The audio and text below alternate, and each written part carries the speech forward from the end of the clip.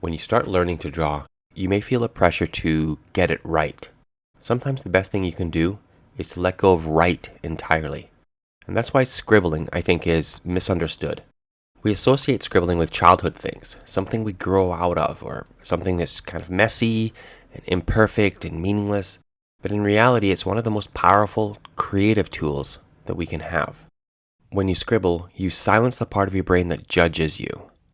So you're getting rid of that perfectionism, and then you give your hand permission to move and your imagination to flourish. I guess in that way you could say scribbling is about freedom.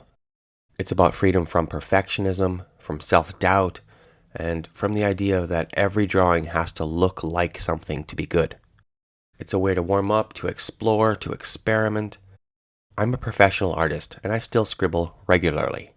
Not because I need to, but because it helps spark my creativity. And it's fun. If you're just starting with drawing, think of scribbling as creative stretching. It wakes up your instincts and reminds you that it's not about control. It's about connection.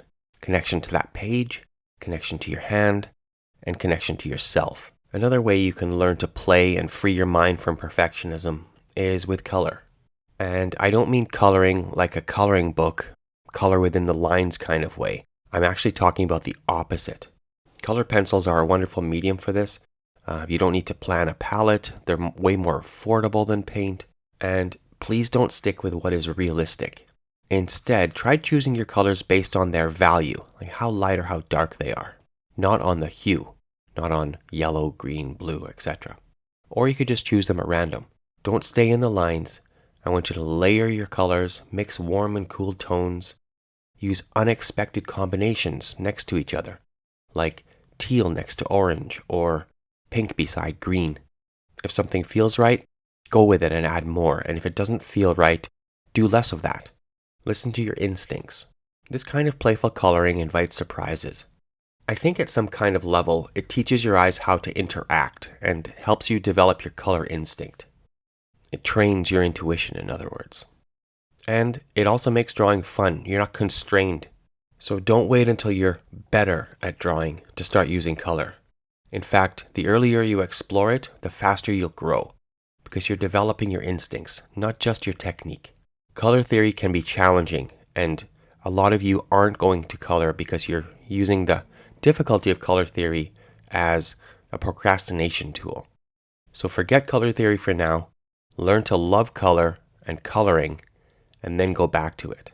I guess what I'm trying to say is don't wait until you're better at drawing to start using color. Just go ahead. Let drawing be a playground and start playing. Scribble and use color.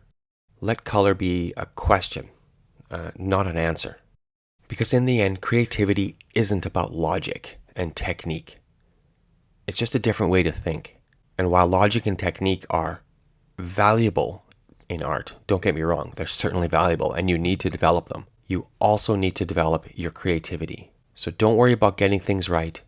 Worry about staying curious. If you got value from this content, please do like and follow. It really does help out the channel.